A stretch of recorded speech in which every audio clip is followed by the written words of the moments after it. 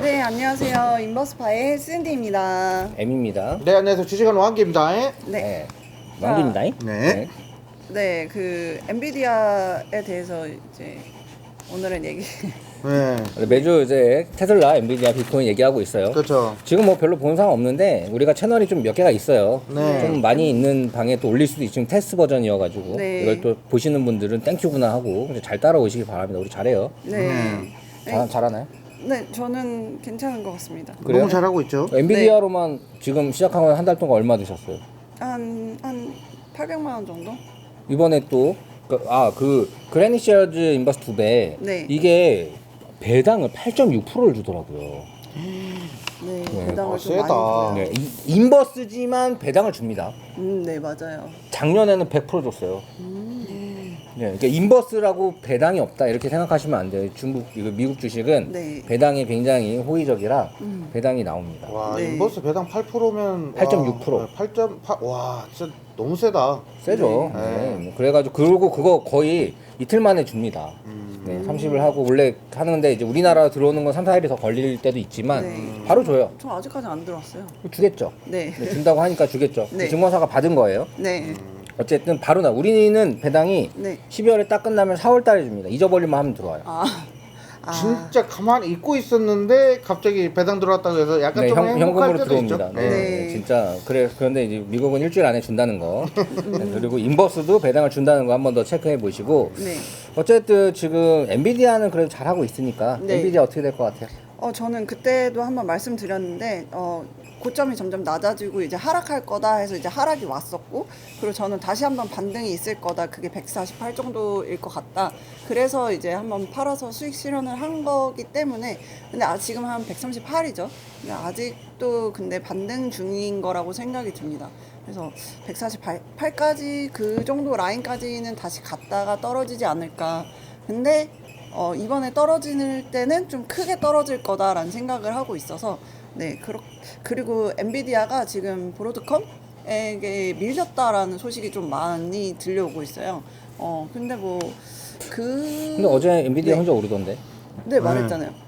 다시 오를 것 같다. 반등. 148까지. 네, 오를 것 같다라고 그리고 148 정도 찍고 좀 큰 하락이 올 것 같다라고 말씀을 드리는 건데, 그래서 지금은 좀 반등 중이라고 생각이 듭니다. 근데 기술적으로는 저는 그렇게 생각하고, 뭐 이슈를 굳이 보자면은 그냥 이게 전보다 이제 상승이 그렇게 강력하지 않은 게 일단 이미 많이 오른 것도 오른 거지만, 방금 말씀드렸다시피 브로드컴이라는 회사가 이제 엔비디아를 제꼈다. 그 브로드컴이 만드는 게 훨씬 더 저렴하고 효율적이다라는 얘기가 좀 있더라고요. 네. 그런 얘기는 있죠. 근데 이제 엔비디아랑 브로드컴이 내놓는 반도체가 좀 틀려요. 네, 많이 그러니까 기능이 다르더라고요. 엔비디아는 이제 GPU를 만드는 거고, 네. 이제 그래픽, 이제 컴퓨터 그래픽 관련된 게임 뭐 그게 주 원의 그 네, GPU였다면, 네, 브로드컴은 이제 협력해서 만든 게 이제 NPU예요. NPU. 네네. 그러니까 이제 인공지능 해가지고 얘는 답을 하나예요. 그냥 인공지능 관련된 그런 부분만 이제 해결을 할 수 있는 거예요.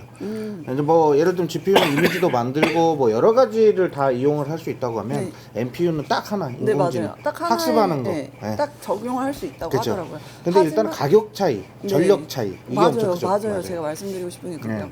가격이랑 전력 그 차이 때문에. 네. 근데 그렇게 큰 차이가 막상 돈을 이걸 2개 주고 샀을 때 그냥 브로드컴이 더 낫다라고 말하는 사람들이 꽤 많더라고요.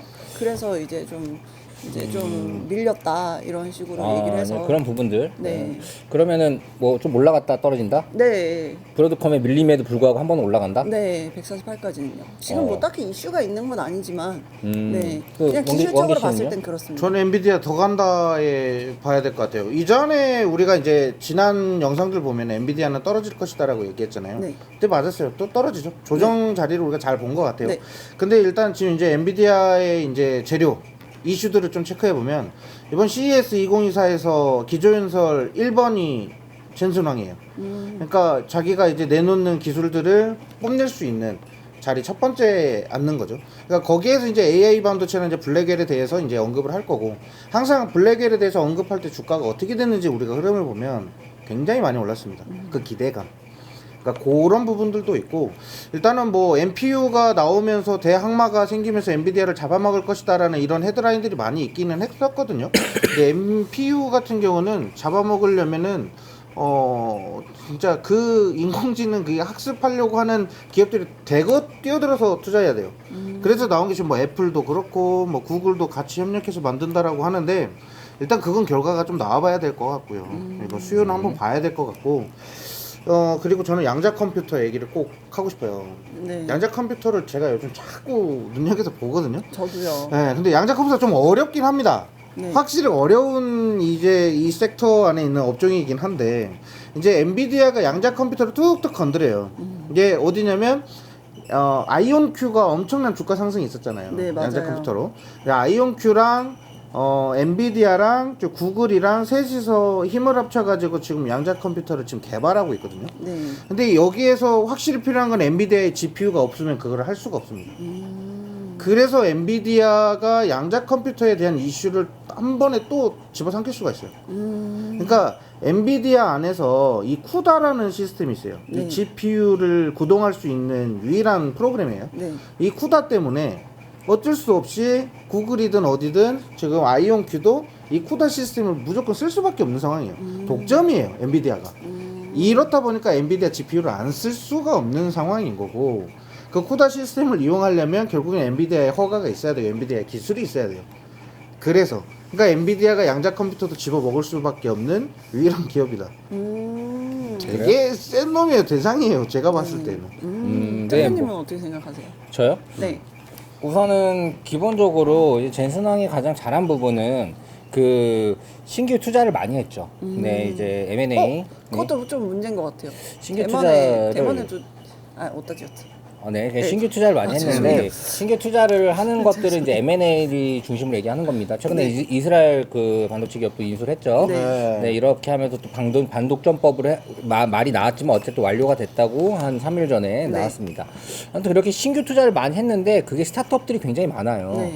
그러니까 이 AI를 이용한 여러 가지 뭐 LLM, 그러니까 라지 랭귀지 말고 네. 스몰 랭귀지로 여러 가지 이제 그 특화된 그런 AI 시스템들 만드는 곳들부터 해가지고 다양하게 세상의 저변에 많이 나갈 수 있는 그런 스타트업들한테 투자를 얼마를 했냐면 1조 5천억 가까이 했어요. 그 정도가 어느 정도냐면은 비교를 해보니까 거의 마이크로소프트보다 많고요. 구글 말고는 거의 최상위권으로 많이 투자를 했고 2023년 대비해서도 15%가 늘었고 2022년도 비해서는 10배가 는 그 정도의 금액을 많이 벌어서 많이 투자를 했다는 거죠. 근데 어차피 AI 관련된 게 핫하죠. 그렇기 네. 때문에 투자를 한 거를 그 이상으로 어떻게 보면 가져올 확률도 높은 거죠. 네, AI 분야로만 투자를 했기 때문에 네. 그렇게 봤을 때 뭔가 깔려 있는 이런 것들이 되게 많다라고 생각을 할 수 있죠. 근데 또 그만큼 돈을 너무 많이 쓰는 거 아니냐. 그렇게 해가지고 뭐 투자 실패나 또 아니면 또 윤리적으로 어떤 문제가 있는 것과 엮여가지고 또 나중에 또 풍파를 맞을 수 있는 거 아니냐. 말은 많으나 저는 기본적으로 생각하는 건 단순하게 갑니다. 엔비디아 너무 많이 올랐다. 그리고 시장이 지금 트럼프 취임식 이후에 조정장이 나올 거라고 생각을 기본적으로 하기 때문에 엔비디아 피해갈 수 없다. 그래서 엔비디아가 한 60% 정도 올랐어요. 그 쭉 어찌됐든 계속 작년에 그런 부분에서 적어도 한 15% 20% 정도의 그 조정은 또 날 확률이 높고 현재 고점 돌파하는 그 엔비디아 자체적인 그런 이슈들은 좀 힘들어 보인다. 사실 양자 컴퓨터는 구글이 갖고 가는 거기 때문에 양자 컴퓨터의 이슈가 완전 간다고 한다면 엔비디아랑 구글 놓고 보면 구글이 더 가지. 엔비디아는 사실 뒤로 밀릴 수밖에 없다고 저는 생각을 해요. 둘의 왕자 컴퓨터를 놓고 누가 대장이냐고 말을 했을 때는 네. 구글이 대장인 거죠. 사실 뭐 윌로우라는 부분들이 딱 잡혀 있고 그런 부분에서 이제 걔네들이 직접적인 칩을 만들기 때문에 그리고 사실 뭐 AMD든 뭐 네. 이렇게 또 경쟁 브로드컴이든 이 경쟁 업체들이 조금 잘한다는 모습이 나온다는 것도 엔비디아에는 부담이고 부담이 되죠. 네, 그런 부분들이 이제 좀 계속 나오고 있을 거예요. 그런 부분들 그리고 엔비디아 자체적으로 그 인력들이 좀 이렇게 이탈하는 부분도 많다고 합니다. 네. 왜냐하면 경쟁 업체들이 말도 안 되는 그런 돈으로 이제 많이 데리고 가고 또 그 기술이 좀 많이 또 흔들릴 수 있겠죠. 엔지니어들을 많이 고용해 간다. 네, 엔지니어들 왜냐면 이게 너무 돈이 되니까 네. 그런 부분들도 좀 있고 해가지고 실질적으로 저는 이 기업은 좋게 보나 한없이 오르는 거 없고 큰 틀로 봤을 때 지수의 영향을 아주 반대로 갈 기업은 지금 구글밖에 없는 것 같아요. 아, 구글은 지수고 뭐고 그냥 혼자 갈 수도 있을 것 같아요. 왜냐면 그만큼 양자 컴퓨터 크게 보고 있습니다. 네. 그런데 그리고 약간 그 인도 CEO 그 제가 진짜 너무 네? 아니, 말씀하세요. 네, 구글 CEO는 제가 봤을 때는 와 이거는 정말 천재 중에 천재인 것 같아요. 진짜 엄청 꼼꼼하고 이런 모든 상황에 대한 대비가 좀 돼 있는 완전 그러니까 조금 다른 의미로는 테슬라의 CEO랑 완전 반대돼.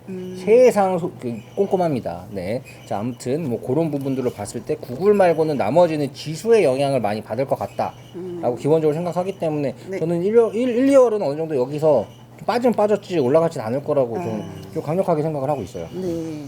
근데 차트도 확실히 건강한 조정이 필요한 자리인 것 같긴 해요. 이게 지금. 네. 그냥 전 110달러까지는 보고 있습니다. 저는 딱 120달러. 네. 120달러 정도는 조정 나와도 이상하지는 않을 것 같아요. 네, 좋습니다.